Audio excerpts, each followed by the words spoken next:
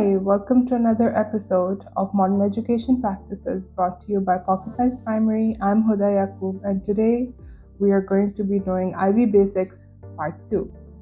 So, in the beginning, we're going to deal with the first thing that comes to our mind. Another very important thing that you need to know about the IB is that the learning is broken down into units. So, what is a unit? It's an exploration of an idea or inquiry, including all aspects such as knowledge, concepts, skills, attitude, and action. So basically what this means is that we take one plan of action and we explore it for a couple of weeks, 4 to 7 weeks, depending on the teacher's choice and the group work that's being done. It could be student agency or teacher agency. The time frame that's going to be chosen is dependent on how long the inquiry can go, what is the potential of the inquiry, among other things. So what could be included in a unit? It can be all sorts of subject matter that can be covered to understand the concept, and that one cumulative exploration of that inquiry comes within a unit. Diving right into today's video, we're going to be exploring the IB elements. There are 4 things that you need to know about: the assessment, agency, resources, and the unit of inquiry. The assessment in IB, PYP, which is the primary years up to grade 5 or 12 years of age, there are no specific grades given. There are levels that show progression, and based on the student's cumulative performance are reflected as progress or not. And under the ages of 6.5, 7.5, so grade 1 and grade 2, you are given up to level 4. That is the highest you can do. And the breakdown of the rubric, yes, we use rubrics. So the breakdown of the rubric is needs improvement, fair, good, or excellent, and these are representative in the progress is represented as 1, 2, 3, or 4, and this is levels. Again, this is not based on any numerical assessments. This is about progress, and if the child has put in the effort, and there are many different types of documentation that goes into understanding what the level should be. And there are 3 different types of assessments. So you have assessment for learning, assessment as learning, and assessment of learning. Some of them are used as diagnostic assessments. So as you're learning, while you're learning, you are making sure that you're hitting all the goals that you need to, the success criteria is being met, and if the students are actually grasping the concept that they need to. So that's why it's also called a formative or a diagnostic assessment. Another type of assessment that takes place is a assessment for learning that could be to reinforce certain concepts. And then the last one, assessment of learning, is a summative project, which is accumulation of everything that you've done during the whole theme or unit. And it shows all the learning, and this is usually devised again by the higher grades together with the students and the teacher. They can co-construct a summative or an assessment and set their own success criteria and goals. Whereas in the younger classes, the teachers have more involvement in this and they're more directed. But the main goal of it is to help the students reach a point where they will feel comfortable enough, confident enough, and able enough to perhaps determine their own projects and their own output to show the concept that they want to show or actually have learned. Over here, we see 4 different types of assessment that's taking place constantly for review, and these are all documentations that take place, and the teacher monitors these over the unit to give a progress level at the end. Again, there are no formal exams in the IB PYP, until the students get on to MYP, which is the middle years program.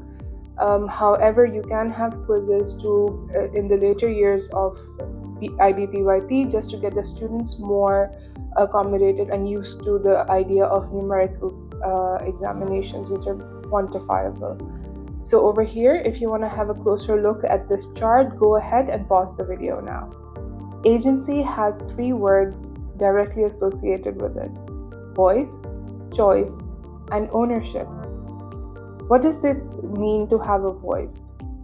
That's exactly right. That it means to be able to say what you would like to say, question what you would like to question, and to express your curiosities.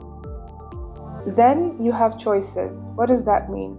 That means that you're in an environment where choices are given to explore your curiosities, your questions.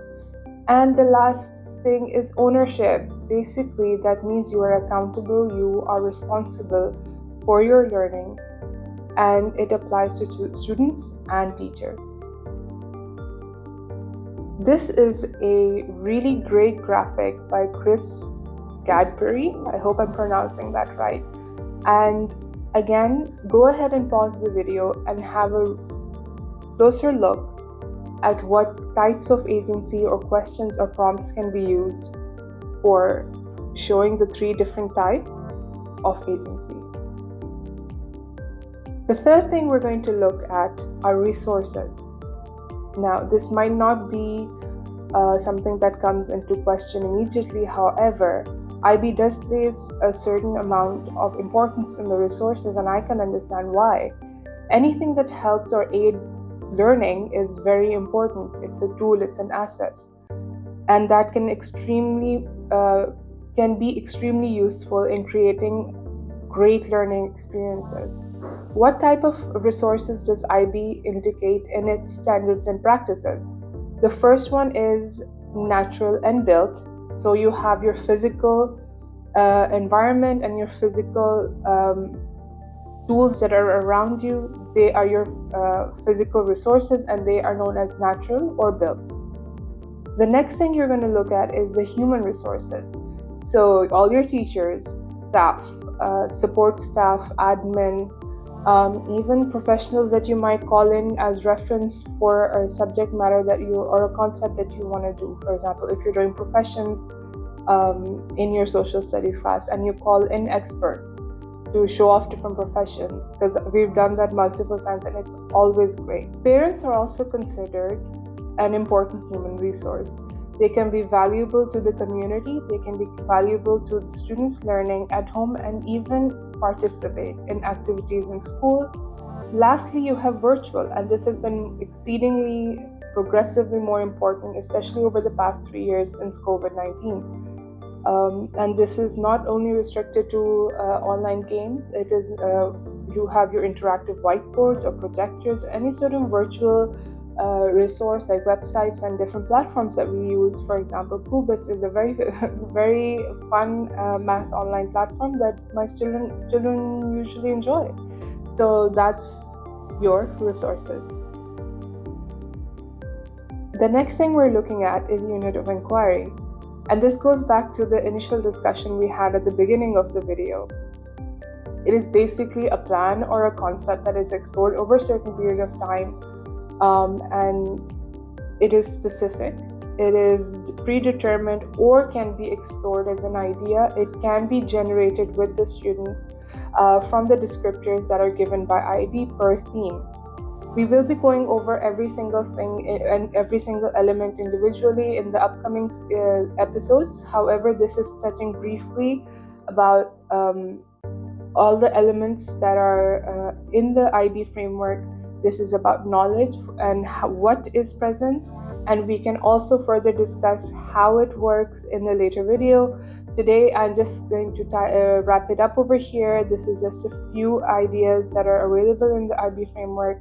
I forgot to point out, unit of inquiry is accumulation of all the different elements coming together, working together to give you that really great, versatile, layered experience of a learning environment including all the different resources, all the different content, the action, the learner profile attributes, the skills that you want to teach, which is approaches to learning. You have key concepts, and if you want to know more about them, I did a video last week about them, and you can have a look at the IB Basics Part 1. And you should be able to find everything over there. Thank you so much for joining in this week. I will be coming up with the next video, IB Basics Part 3. Yes, I decided to add another video in the IB Basics part because there are many components that work in the IB framework. And I'll see you guys next time.